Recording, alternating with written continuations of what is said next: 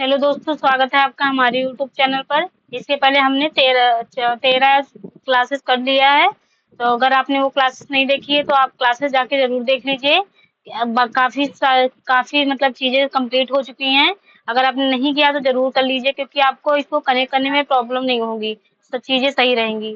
तो इसलिए चलिए, अब आज हम देखिए, अब मैं मतलब इतने दिन से कर रही हूँ, आप लोग का सपोर्ट और वो मोटिवेशन जितना ही मिलेगा मुझे, क्लासेस उतनी अच्छी और उतनी चीजें आएंगी। तो आप सपोर्ट करिए, थोड़ा अपने दोस्तों में शेयर करिए क्लास को, ताकि और लोग आए तो और चीजें और अच्छी रहेंगी।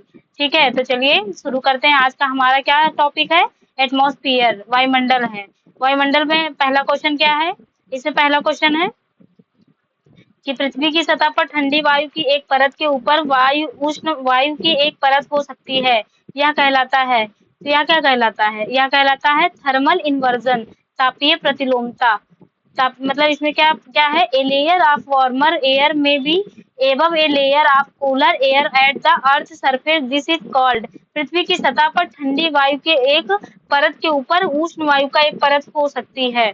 मतलब ये एक इन्वर्जन का वो मतलब दिखाता है। इन्वर्जन क्या होता है कि जो चीजें नॉर्मल चलती है उसका अपोजिट होने लगती है चीजें। तो वो उसका मतलब बता रहा है, जिसमें डिस्क्रिप्शन इसका देख लेते हैं।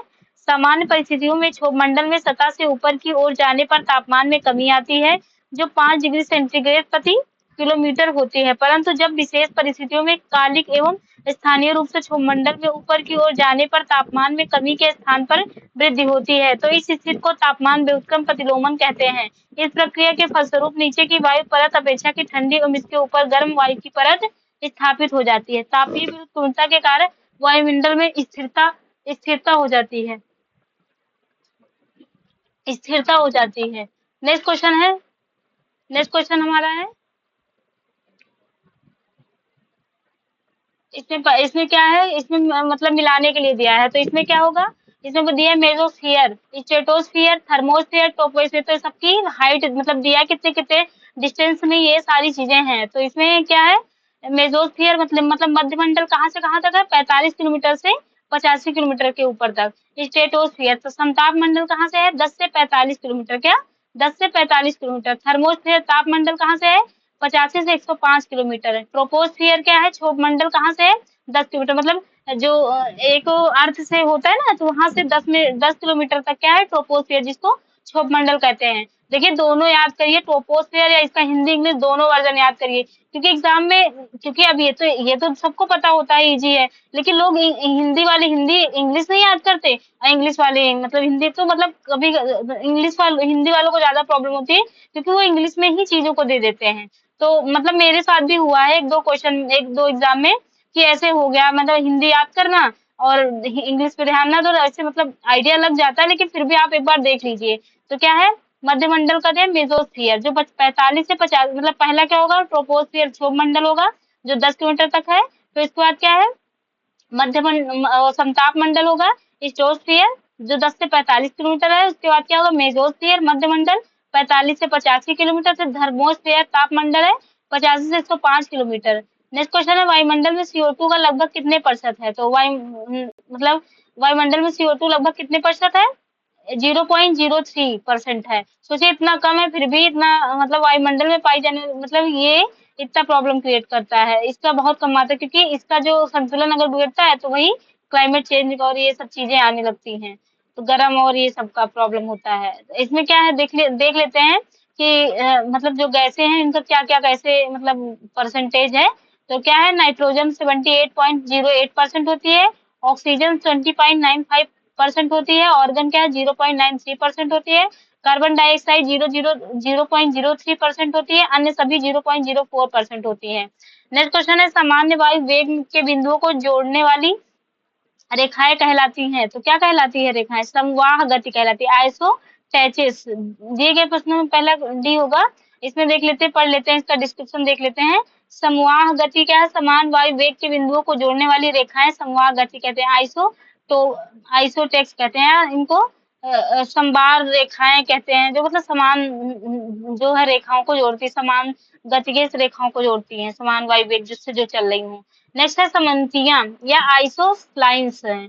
आइसोलाइन समान झुकाव या ढलान वाले बिंदुओं को मिलाने वाली रेखा को सममितीय आइसोलाइंस कहते हैं। इसके बाद नेक्स्ट है आई आइमोजेस्मिक आइसोडेस्मिक है। आइसोडेस्मिक क्या है? एक मानचित्र पर समान भूकंप तीव्रता वाली, ये भी बहुत इंपॉर्टेंट है कि समान भूकंप तीव्रता वाली बिंदुओं को जोड़ने वाली रेखा को क्या कहते हैं? तो क्या कहते हैं? आइसोडेस्मिक। देखो मतलब जो सिस्मिक सिस्मिक वो होता है ना फोर्स, तो उससे आप मतलब एक लगा के रखिएगा जोड़ के, कि मतलब ऐसे रिलेट कर लीजिए कि सिस्मिक जो होता है, सिस्मिक कहते हैं ना जो भूकंप आता है, सिस्मिक फोर्स कहते हैं, तो इसको ऐसे आइसोडेस्मिक सेस्मिक से रिलेट, ठीक है। नेक्स्ट समताप आइसोथर्म होता है, मानचित्र या चार्ट पर समान तापमान वाले बिंदुओं को जोड़ने हैं, तो समान टेम्परेचर को जो जोड़ती है, जो रेखाएं जोड़ती है, उनको क्या कहते हैं? आइसोथर्म कहते हैं। नेक्स्ट क्वेश्चन है वायुमंडलीय परत जो कि धरती के सबसे नजदीक है, तो सबसे नजदीक कौन सी है? ट्रोपोस्फियर। क्या है? क्षोभ मंडल। नेक्स्ट क्वेश्चन है वायुमंडलीय दबाव पट्टियों के मध्य स्थित है, तो किसके भूमध्य रेखीय निम्न के बीच में? क्या? इक्वेटोरियल लो के बीच में। अश्व अक्षांश मध्य रेखीय निम्न वायुमंडलीय दबाव पट्टियों के मध्य स्थित है। अश्व अक्षांश का विस्तार दोनों गोलार्धों में 30 डिग्री से 35 डिग्री अक्षांशों के मध्य पाया जाता है। नेक्स्ट क्वेश्चन वायुमंडल की वायु पृथ्वी से किसके द्वारा जुड़ी है? तो किसके द्वारा जुड़ी है? गुरुत्वाकर्षण, ग्रेविटी के द्वारा जुड़ी है। किसके? ग्रेविटी के द्वारा। वायुमंडल वायु पृथ्वी के गुरुत्वाकर्षण द्वारा पृथ्वी ग्रह की सतह के निकट बनी रहती है। वायुमंडल पृथ्वी के चारों ओर से घेरे हुए गैसों का परत है। यह पृथ्वी की सतह से हजारों किलोमीटर की ऊंचाई तक फैली है। वायुमंडल के 5 परतें हैं, क्षोभ मंडल, समताप मंडल, मध्य मंडल, आयन मंडल और बाह्य मंडल। नेक्स्ट क्वेश्चन है ओजोन परत जो सूर्य से आने वाली परावैंगनी विकिरणों से पृथ्वी को जीवन की रक्षा करती है, वह होती है, क्या होती है? समताप मंडल होती है। क्या? समताप मंडल होती है। ओजोन ओजोन पृथ्वी के वायुमंडल में स्थित गैस की एक परत है जो मुख्यतः समताप मंडल में पाई जाती है। पृथ्वी की सतह से लगभग 15 किलोमीटर से 35 किलोमीटर के बीच इसकी संघनन अत्यधिक होती है, संघनता इसकी अत्यधिक होती है। यह परत सूर्य से आने वाली परावैंगनी किरणों को पृथ्वी पर आने से रोकती है, जो जीवन के लिए हानिकारक है। परावैंगनी किरणों के चर्म कैंसर के लिए जिम्मेदार होती है। ओजोन परत मापने की इकाई क्या होती है? डॉप्सन होती है। क्या? डॉप्सन होती है।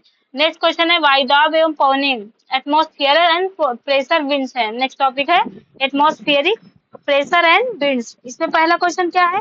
अंतर उष्णकटिबंधीय अभिसरण क्षेत्र समानता होता है, तो क्या होता है? भूमध्य रेखा पर। कहाँ? इक्वेटर पर। वह निम्न दबाव क्षेत्र जिसके चारों उत्तर पूर्वी व्यापारिक हवाएं एवं दक्षिण पूर्वी व्यापारिक हवाएं मिलती हैं, अंतर उष्णकटिबंधीय अभिसरण, जिसे आईटीसीजेड कहते हैं, क्षेत्र कहलाता है। इसकी उत्पत्ति समानता भूमध्य रेखा पर होती है। अंतर उष्णकटिबंधीय अभिसरण क्षेत्र में लंबे समय तक बदलाव है, फलस्वरूप आसपास के क्षेत्रों में तीव्र सूखा या बाढ़ आ सकता है। नेक्स्ट है अपवाहन शब्द किससे संबंध है? तो अपवाहन किससे? वायु क्रिया से, विंड के एक्शन से रिलेटेड है, क्योंकि अपवाहन मतलब जब विंड ऊपर शिफ्ट होने लगती है, तो अपवाहन किससे रिलेटेड? विंड से रिलेटेड है, विंड की क्रिया से, एक्शन से। नेक्स्ट है इक्वाडोर और पेरू के तट पर अनिश्चित कभी कभी समुद्र की सतह जल के गर्म होने को कहा जाता है। तो जल का जब जब वहां जल गर्म हो जाता है तो मानसून शिफ्ट हो जाता है, जिसे एल नीनो कहते हैं। जो अभी इस समय मतलब इस बार सुपर एल नीनो आया था, तो वही वाला है, जिससे मतलब क्या होता है कि भारत का मानसून प्रभावित होता है। मानसून मतलब रेन कम होती है, क्योंकि अपोजिट इन्वर्जन हो जाए, क्योंकि जो वहां पे पेरू के तट पर जो ठंडी धाराएं हैं, वही मतलब एक वो फेरल और इस सबसेल के माध्यम से जो है भारत को मानसून को सपोर्ट करती थी। लेकिन जब वहां पे ही गर्म हो गई, तो फिर वहीं पे जो है मानसून मतलब जैसे बारिश और सब कुछ वहीं पे आ गया, तो इसका यही मतलब ऐसे ही होता है, रीजन होता है एल नीनो का। नेक्स्ट क्वेश्चन, नेक्स्ट टॉपिक है चक्रवात एवं प्रति चक्रवात, साइक्लोन एंड एंटी साइक्लोन। देखिए मैं आपको ज्योग्राफी बहुत अच्छे से पढ़ा सकती हूँ, इवन की एनसीईआरटी से रिलेट करके। तो अगर आप लोग को पढ़ना है तो मुझे कमेंट जरूर करिएगा कि आपको कौन सा टॉपिक पढ़ना है ज्योग्राफी का, ठीक है। तो नेक्स्ट टॉपिक क्या है? Cyclone and anti cyclone. इसमें पहला क्वेश्चन क्या है? एक विनाशकारी उष्णकटिबंधीय तूफान जो कि गोदावरी, कृष्णा और कावेरी के डेल्टाओं से टकराया था, वह कहाँ से उत्पन्न हुआ था? तो कहाँ से उत्पन्न हुआ था? अंडमान सागर से। देखिए जो भारत से रिलेटेड कुछ मतलब जो है चक्रवात और ये सब, तो इससे यही है कि आप करंट में देखिए, यहाँ से आपको ये भी पता चलेगा कि करंट आपको कैसे कंप्लीट करना, करंट भी पता चल रहा है, जैसे ज्योग्राफी के करंट आ जाते हैं और ये सब का। तो आप थोड़ा सा देख लीजिएगा जो भारत से रिलेटेड करंट के जो आए हैं चक्रवात, तो एक बार देख जरूर लीजिएगा करंट अफेयर। तो नेक्स्ट है उसके बाद है भारत में कई 2000 मई 2021 में आया चक्रवात जो कि पश्चिमी किनारे से टकराया उसे किस नाम से जानते हैं? तो किस नाम से? तौकाते नाम से। देखिए ये सब पुराना ही है लेकिन मैं बढ़ा दे रही हूँ, प्रीवियस ईयर पढ़ा रही हूँ तो। लेकिन आप इससे ये करिएगा, आपका ये काम है कि आप जाके अपडेट करिएगा कि इस समय मतलब भारत 1 साल के अंदर मतलब जो भी चक्रवात आए हैं और कौन-कौन से भारत में टकराए हैं जो मतलब तबाही और ये सब लाए हैं, तो उनको ज़रूर एक बार देख लीजिएगा, ठीक है? नेक्स्ट क्वेश्चन है बवंडर क्या है? तो बवंडर क्या होता है? चीपदार बादलों के साथ जोरदार घूमती हुई हवा होती है। आपने देखा ही होगा बवंडर कहते हैं गाँव में ना, मतलब आता है ऐसा जो ऐसे मतलब राउंड राउंड करके, तो वही उसी को पूछा है। बवंडर कीपाकार बादलों के साथ जोरदार घूमती हुई हवा हवा है या गोल गोल घूमती हुई हवा जो स्थल और बादलों से जुड़ी होती है। यहाँ संयुक्त राज्य अमेरिका में ज्यादा आते हैं। संयुक्त राज्य अमेरिका में कई राज्यों में बवंडर के कारण प्रतिवर्ष काफी जनधन की हानि होती है। कैरेबियन सागर में उत्पन्न चक्रवात के हरिकेन, चीन सागर में टाइफून, ऑस्ट्रेलिया के उत्तरी तट पर बिलीबिली, हिंद महासागर में चक्रवात कहते हैं। बिलीबिली कहाँ है? तो अभी हम लोगों ने देखा बिलीबिली के बारे में कि बिलीबिली कहाँ आता है, तो उत्तर पश्चिम ऑस्ट्रेलिया या एक उष्णकटिबंधीय चक्रवात है। कहाँ? सी हो जाएगा। नेक्स्ट क्वेश्चन, नेक्स्ट टॉपिक हमारा क्या है? ह्यूमिडिटी, रेनफॉल, आर्द्रता या वर्षा के बारे में। इसमें पहला क्वेश्चन क्या है? वर्षा और हिम का मिश्रित अवक्षेपण है। मतलब वर्षा और मतलब हिम का जो मिक्सर होता है, कभी मतलब बर्फ होती है और पानी भी होता है, तो उसको क्या कहते हैं? स्लीट या सहिम वृष्टि कहते हैं उसको। हर वर्षा और हिम का मिश्रित अवक्षेपण सहिम वृष्टि कहलाती है। सहिम वृष्टि जमी हुई वर्षा की बूंदें हैं या पिघली हुई बर्फ की पानी की जमी हुई बूंदें हैं। सहिम वृष्टि प्रायः सर्दियों के समय होती है जब वायुमंडल के निचले भाग में तापमान जल के हिमांक बिंदु से थोड़ा अधिक होता है। कभी कभी वर्षा की बूंदें बादल से मुक्त होने के बाद बर्फ के गोलाकार ठोस टुकड़ों के परिवर्तित हो जाती हैं तथा पृथ्वी के सतह पर पहुंचते ही जैसे जिसे ओला पत्थर कहा जाता है। नेक्स्ट क्वेश्चन है निम्नलिखित में से कौन सा क्षेत्र में वर्ष भर बारिश वितरित होती रहती है? तो कौन से क्षेत्र में होती है? भूमध्य रेखीय क्षेत्र में। कहा? भूमध्य रेखीय क्षेत्र में। भूमध्य रेखीय क्षेत्र में विषुवत प्रदेश में वर्षा भी भर भर बारिश का वितरण होता रहता है। इन क्षेत्रों में संवहनी वर्षा होती है। इसकी उत्पत्ति गर्म एवं आर्द्र पवनों के ऊपर उठने से होती है। जब भूतल बहुत गर्म हो जाता है तथा उसके संपर्क में रहने वाली पवनें गर्म होकर उठती हैं तो संवहनी धाराओं का निर्माण होता है जो भूमध्य रेखा के आसपास उच्च तापमान एवं आर्द्रता के कारण इन क्षेत्रों में दोपहर के समय मूसलाधार वर्षा कराती है। नेक्स्ट क्वेश्चन है भूमध्य सागरीय क्षेत्र में भारी वर्षा किस ऋतु में होती है? तो किस ऋतु में होती है? शीतकाल में। किसमें? शीतकाल में होती है। भारी वर्षा किस काल में होती है? शीतकाल में होती है। नेक्स्ट है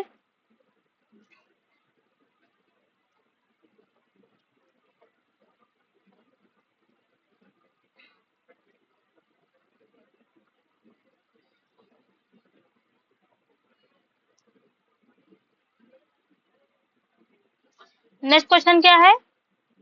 नेक्स्ट क्वेश्चन है कि प्रचंड मूसलाधार बौछार जो समानता अल्पावधि की होती है, इस कथन के लिए निम्नलिखित में से किस परिभाषिक शब्द का प्रयोग किया जाता है? तो किसका प्रयोग किया जाता है?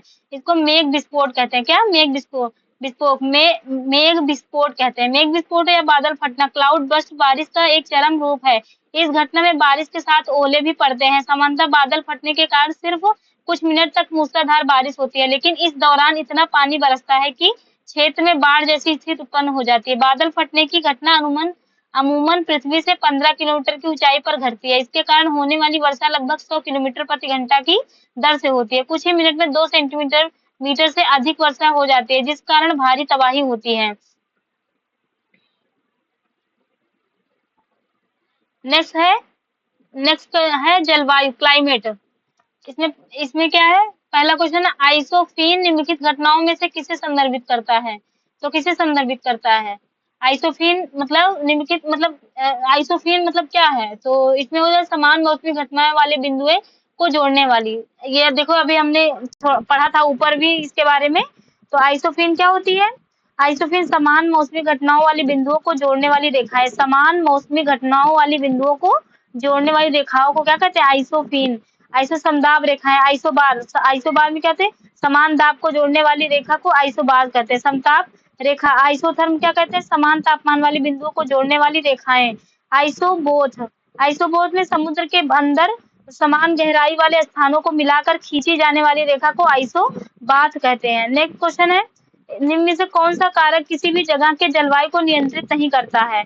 तो इसमें क्या है, दबाव और पवन प्रणाली, समुद्र से दूरी, पानी की उपलब्धता, pressure and wind system, distance from the sea, availability of water, ocean current and land form features. तो इसमें क्या हो जाएगा, तो इसमें हो जाएगा सी वाला। जलवायु को प्रभावित नियंत्रित करने वाली कारक क्या है, दबाव और वायुमंडल, समुद्र से दूरी, जलधारा और भू आकृति की विशेषताएं, अक्षांश।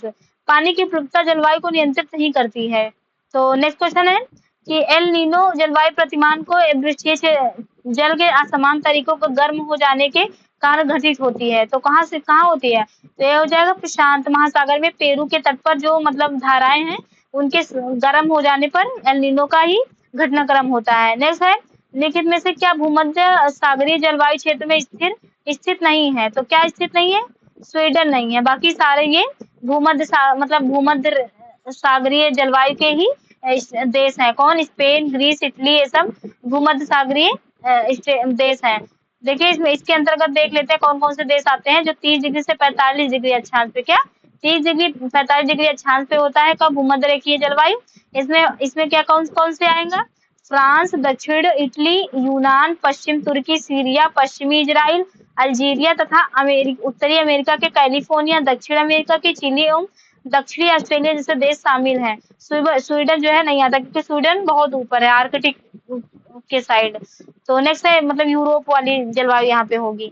नेक्स्ट क्वेश्चन, निम्नलिखित में से कौन सी उष्णकटिबंधीय सवाना क्षेत्र की विशिष्ट जलवायु है? तो इसमें क्या हो जाएगा, इसमें एक निश्चित शुष्क एक गीला मौसम होता है।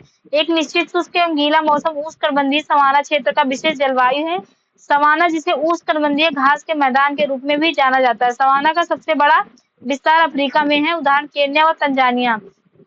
नेक्स्ट क्वेश्चन है, जलवायु चरम पर है, वर्षा कम है और लोग खानाबदोश हैं, यह कथन क्षेत्र को संदर्भित करता है? मध्य एशियाई स्टेपी। चरम जलवायु, कम वर्षा और लोगों को खानाबदोश जीवन मध्य एशियाई स्टेपी तुल्य जलवायु का संदर्भित करता है। इस जलवायु का विकास मध्य अक्षांश समशीतोष्ण कटिबंध क्षेत्रों की पछुआ पवनों के प्रभाव वाली पेटी में होता है। वर्षा करने वाली पवनें महाद्वीप के आंतरिक भागों में नहीं पहुंच पाती हैं।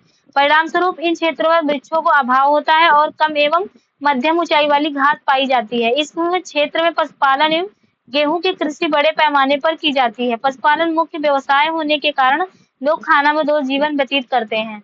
नेक्स्ट है क्वेश्चन, कोपेन की जलवायु वर्गीकरण की योजना के अनुसार आर्द्र स्थितियों को प्रदत्त किन विकल्प द्वारा वर्णित किया जाता है? मतलब आर्द्र स्थितियां, इनमें से देखिए कोपेन का जलवायु है उसमें बहुत सारे मतलब वनस्पति और वहाँ के रेन और ये सबसे उनके हिसाब से उन्होंने डिवीजन किया है कि मतलब ड्राई है, वेट है, कैसा है। तो उसी के बारे में पूछा है कि इसमें से मतलब कौन सा कोपेन की जो जलवायु है तो जो आर्द्र स्थितियों को मतलब बताती है। तो आर्द्र स्थितियां इसमें से क्या हो जाएगा, सी वाला हो जाएगा।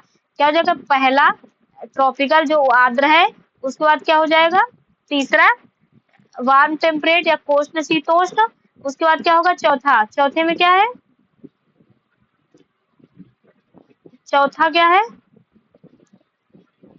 चौथा है शीत हिम वन जलवायु। उसके बाद पांचवा क्या है, पांचवा भी इसमें होगा ई कोल्ड मतलब शीत जलवायु। तो उसने मतलब यही पूछा है कि वो बेट है या आर्द्र स्थितियां कौन सी है, तो इन सब में ही आर्द्र स्थितियां पाई जाएंगी। नेक्स्ट क्वेश्चन है कि कौन सी जलवायु निम्न अभिलक्षण दर्शाती है? तो कौन से मतलब इसमें मतलब कौन सी जलवायु निम्न अभिलक्षण दर्शाती है? पहला क्या होगा, कम ऊंचाई तक बढ़ने वाली कोई कवक और पुष्पित पौधों के लिए अनुकूल होता है। स्थायी तुषार के क्षेत्र जहाँ की अवमृदा हमेशा जमी होती है। ग्रीष्म काल के दौरान दिन का उजाला बहुत लंबे समय तक रहता है। और छोटा उपज मौसम और जल का भराव केवल कम ऊंचाई तक बढ़ने वाले पौधों का सहारा देते हैं। तो कौन सी जलवायु का अभिलक्षण दर्शाती है? तो इसमें क्या हो जाएगा, इसमें क्या सही हो जाएगा, तो मतलब ये जो लक्षण अभी इसमें बताए गए हैं 4 ऑप्शन में, तो ये किसके लक्षण बताए गए थे, किसके, टुंड्रा के बताए गए, किसको, टुंड्रा के। क्योंकि देखिए इसमें दिया गया है क्या, कम ऊंचाई पर बढ़ने वाली काई और कवक पुष्पित पौधों के लिए अनुकूल होते हैं। तो मतलब यहाँ पे काई और यही सब पाए जाते हैं, बाकी मतलब और वनस्पतियां उतना नहीं उग पाती है क्योंकि ये टुंड्रा क्षेत्र जहाँ पे बर्फ मतलब रहती है। टुंड्रा जलवायु का विशेष लक्षण स्थायी तुषार का क्षेत्र, जहाँ मृदा हमेशा जमी होती है। जल लघु वर्धन काल तथा जल क्रांति कारण छोटी वनस्पति ही पनप पाती है, जिसमें काई, लाइकेन तथा पुष्पित पौधे प्रमुख हैं। ग्रीष्म काल में दिन की अवधि बहुत लंबी होती है तथा टुंड्रा जलवायु में वर्षा निम्न स्तर पर प्राप्त होती है। आमतौर पर गर्मियों में हर साल 5 से 15 इंच वर्षा होती है। नेक्स्ट क्वेश्चन, नेक्स्ट टॉपिक है शुष्क प्रदेश में मरुस्थल, ड्राई रीजन एंड डिजर्ट। तो अटाकामा मरुस्थल कहाँ मतलब है, तो कहाँ है, दक्षिण अमेरिका में। दक्षिण अमेरिका में अटाकामा मरुस्थल है। नेक्स्ट है कालाहारी मरुस्थल कहाँ है, कालाहारी कहाँ है, दक्षिण अफ्रीका में। कहाँ, दक्षिण अफ्रीका। दक्षिण अफ्रीका कहाँ कहाँ पे है, दक्षिण अफ्रीका, बोत्सवाना और नामीबिया तक फैला है क्या, कालाहारी डिजर्ट जो है, कालाहारी डिजर्ट। नेक्स्ट है पृथ्वी पर सबसे शुष्क जगह किस देश में है, तो कहाँ है, चिली में है। कहाँ, चिली में। चिली में मतलब क्या है, अटाकामा मरुस्थल ही सबसे मतलब शुष्क स्थान है इसमें, तो कहाँ है, चिली में है। नेक्स्ट है थार मरुस्थल का सबसे बड़ा हिस्सा कहाँ है, भारत में। थार मरुस्थल का सबसे बड़ा हिस्सा कहाँ है, भारत में, बाकी कुछ हिस्सा पाकिस्तान में भी है। नेक्स्ट है विश्व का सबसे बड़ा मरुस्थल है, तो विश्व का सबसे बड़ा मरुस्थल कौन सा है, सहारा, जो अफ्रीका महा कॉन्टिनेंट पर है। तो इसमें देख लीजिए कंट्रीज कौन कौन सी, अफ्रीका महाद्वीप के अल्जीरिया, चाद, माली, मोरिटानिया, नाइजर, सूडान, ट्यूनीसिया, मिस्र और मोरक्को आदि देशों को फैला है। इसका क्षेत्रफल कितना है, 86 लाख वर्ग किलोमीटर है। नेक्स्ट है महान विक्टोरिया मरुभूमि कहाँ है, तो कहाँ पे है, ऑस्ट्रेलिया में है, ऑस्ट्रेलिया में है, ठीक है। नेक्स्ट है तकला मकान मरुस्थल कहाँ पर है, तकला मकान मरुस्थल कहाँ है, वेस्टर्न पश्चिमी एशिया, मतलब ये जो है हमारा कहाँ आता है, मतलब चीन में स्थित है, मतलब चीन में आता है तकला मकान। नेक्स्ट है उलेरू का तात्पर्य क्या है, उलेरू का तात्पर्य है कि रेतीले पत्थर का यह विशाल शिलाखंड ऑस्ट्रेलिया के लगभग मध्य में स्थित है, ठीक है। नेक्स्ट क्वेश्चन है, नेक्स्ट क्वेश्चन हमारा है किस पशु को रेगिस्तान का जहाज कहा जाता है, तो किसको कहा जाता है, ऊंट को कहा जाता है। नेक्स्ट है वन, फॉरेस्ट के बारे में। इसमें पहला क्वेश्चन है विश्व के किस भाग में जीवों का घनत्व सबसे अधिक है, तो कहाँ पे सबसे ज्यादा घनत्व है, उष्णकटिबंधीय वर्षा वन में, क्योंकि वहाँ पे हमेशा बारिश और मतलब वहाँ का टेम्परेचर भी बहुत सही होता है, इसलिए ऐसा है। नेक्स्ट है कि पेड़ों के शुष्क ग्रीष्म में से 6 से 8 सप्ताह के लिए पत्ते गिरते हैं, तो क्या होगा, ए होगा, उष्णकटिबंधीय पर्णपाती वन, वन के पेड़ों से शुष्क ग्रीष्म में 6 से 8 सप्ताह के लिए पत्ते गिरते हैं। नेक्स्ट क्वेश्चन है टैगा वन निम्नलिखित में से किस देश में पाए जाते हैं, तो किस देश में पाए जाते हैं, रूस में, रसिया में पाए जाते हैं। नेक्स्ट क्वेश्चन है उष्णकटिबंधीय वर्षा वन कहाँ पे है, रूस में है। कहाँ, रूस में नहीं, रूस में नहीं पाया जाता है। उष्णकटिबंधीय वर्षा वन जो है रूस में नहीं पाया जाता, क्योंकि रूस जो है कर्क रेखा के भी ऊपर है, लगभग आर्कटिक क्षेत्र में आता है रूस का काफी पोर्शन। तो उष्णकटिबंधीय वर्षा वन कहाँ आता है, इक्वेटर के आसपास एरिया में आता है, इक्वेटर तो है ही नहीं है, तो इसलिए इसमें रूस है। देखे जो मतलब ज्योग्राफी का ये बहुत मैपिंग बहुत इंपॉर्टेंट होती है, मैपिंग से बहुत सारे टॉपिक के क्वेश्चन हल होते हैं। अब यहाँ पे अगर आपको मैप पता है, मतलब रसिया का लोकेशन पता है, तो आप जाहिर से बता सकते हैं कि रसिया में उष्णकटिबंधीय वर्षा वन नहीं पाया जाएगा। नेक्स्ट है रोडोडेंड्रन की विशिष्ट प्रजाति है, तो कहाँ पे मतलब है, अल्पाइन क्षेत्र में। कहाँ, अल्पाइन क्षेत्र में होती है, अल्पाइन क्षेत्र में। रोडोडेंड्रन कहाँ, अल्पाइन क्षेत्र में। रोडोडेंड्रन अल्पाइन क्षेत्र का विशिष्ट प्रजाति है, या फूलों वाले पौधों की एक प्रजाति है जिसमें झाड़ियां और पेड़ शामिल है। वृक्ष अधिकांश उत्तरी गोलार्ध में पाए जाते हैं। नेक्स्ट है यूकोलिप्टस वृक्ष कहाँ पर जंगली अवस्था में पाया गया है, तो कहाँ पाया गया, ऑस्ट्रेलिया में ये जंगली अवस्था में पाया गया है, और ये इन्वेजिव वो है, स्पीसीज है, क्या, इन्वेजिव स्पीसीज है ये जो मतलब यूकेलिप्टस है, क्योंकि मतलब ये अगर वो जहाँ हो गया, फिर ये ना फिर अपने आप का विस्तार करने लगता है। फिर अब जैसे भारत में ही एक बार यहाँ से नहीं आया, बाहर से आया, और फिर उसके बाद देखिए कितना उसका ज्यादा मतलब फैलाव है। और ये पर पानी और ये सबको मतलब अगर एग्रीकल्चर लैंड के आसपास है तो पानी भी सोख कर लेता है, जिससे बहुत लॉस भी मतलब वो भी होता है, कि मतलब ये पर्यावरण का शत्रु कहा जाता है। उसको यूकोलिप्टस को देख रही है, यूकोलिप्टस मिट्रेसी कुल का एक वृक्ष है, यह सबसे अधिक ऑस्ट्रेलिया के जंगलों में पाया जाता है। यूकोलिप्टस का पर्यावरण का शत्रु कहा जाता है। इस वृक्ष का आमतौर पर प्रयोग ईंधन, कागज आदि बनाने में किया जाता है। नेक्स्ट है विश्व में शीघ्रता से कम होते प्राकृतिक संसाधन हैं, तो कौन सा है, वन है। फॉरेस्ट मतलब सबसे तेजी से कम हो रहा है, क्योंकि जितना निर्वनीकरण मतलब वनों को काट करके चीजों का यूज हो रहा है, तो जाहिर सी बात है वन ही सबसे पहले खत्म होंगे। नेक्स्ट है चीड़ के वृक्ष, इनकी विशेषताएं हैं। चीड़ के वृक्ष का मतलब विशेषता क्या है इसमें से? तो चीड़ की विशेषता मतलब क्या है चीड़ की विशेषता? तो इसमें हो जाएगा शीतोष्णकटिबंधीय वन होते हैं, मतलब शीतोष्णकटिबंधीय वन होते हैं जो कर्क रेखा के ऊपर अक्षांश पे पाए जाते हैं। तो कौन से चीड़ के पौधे पाए जाते हैं? निम्न में से किस देश में अमेजन का भाग नहीं पाया जाता है? तो किस देश में अमेजन का? मैक्सिको। मैक्सिको में अमेजन का पार्ट नहीं है, बाकी ब्राजील, कोलंबिया, सूरीनाम, क्योंकि मैक्सिको कहाँ है? उत्तर अमेरिका में है। नेक्स्ट है चीड़, पाइन के पेड़ पाए जाते हैं, तो कहाँ पाए जाते हैं? शंकुधारी वन में। कहाँ? कॉनिफेरस फॉरेस्ट में पाया जाता है मतलब चीड़ के पौधे। नेक्स्ट है प्राकृतिक वनस्पति पेटियों का अनुक्रमण हमें दिखाई पड़ता है, तो क्या दिखाई पड़ता है? पर्वतीय वनों में। क्या है? प्राकृतिक वनस्पति पेटियों का आक्रमण हमें दिखाई पड़ता है माउंट क्या है? माउंटेन फॉरेस्ट, पर्वतीय वन में। नेक्स्ट है, नेक्स्ट क्वेश्चन है लिखित में वनों में प्रकारों में से किस प्रकार के वनों का मानसूनी वन कहते हैं? तो पर्वतीय वन, कटीले वन, उष्णकटिबंधीय वर्षा वन, उष्णकटिबंधीय पर्णपाती वन को मानसून वन भी कहते हैं। क्या हो जाएगा? डी हो जाएगा। नेक्स्ट टॉपिक हमारा आ जाएगा महासागर झील, ओशियन या लेक्स। इसमें पहला क्वेश्चन है किस महासागर की लौटता सबसे कम है? तो किसके सबसे कम है?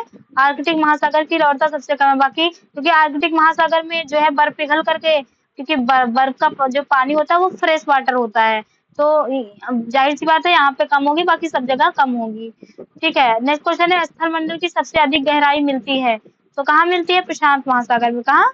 प्रशांत महासागर में मिलती है। नेक्स्ट क्वेश्चन है व्यस्ततम समुद्री मार्ग जो बिंग ट्रंक रोड नाम से भी जाना जाता है, कहाँ पर से होकर गुजरता है? तो कहाँ से होकर गुजरता है? बिंग ट्रंक रोड। तो ये इसका क्या है मतलब कहाँ कहाँ से जाता है? तो इसमें सी हो जाएगा। कहाँ? उत्तरी अटलांटिक महासागर से। कहाँ? उत्तरी अटलांटिक महासागर से। नेक्स्ट क्वेश्चन है कि भारत की मुख्य भूमि कौन सा जल निकाय लक्षद्वीप से जोड़ता है? तो कौन सा जल निकाय लक्षद्वीप से जोड़ता है? अरेबियन सी जो है लक्षद्वीप कहाँ पर है? अरेबियन सी में है, तो वही जोड़ता है। नेक्स्ट निम्नलिखित में से कौन विश्व का सबसे गहरी झील है? विश्व की सबसे गहरी झील कौन सी है? बैकाल झील। कहाँ? बैकाल झील। बैकाल झील है जो साइबेरिया क्षेत्र के दक्षिणी भाग में स्थित है। नेक्स्ट क्वेश्चन है कि किस महासागर में ज्वालामुखी अग्नि वलय अवस्थित है? तो किसमें है? प्रशांत महासागर में। वोल्केनिक रिंग फायर मतलब रिंग ऑफ फायर कहाँ रिंग्स ऑफ फायर कहाँ पर है? तो प्रशांत महासागर में।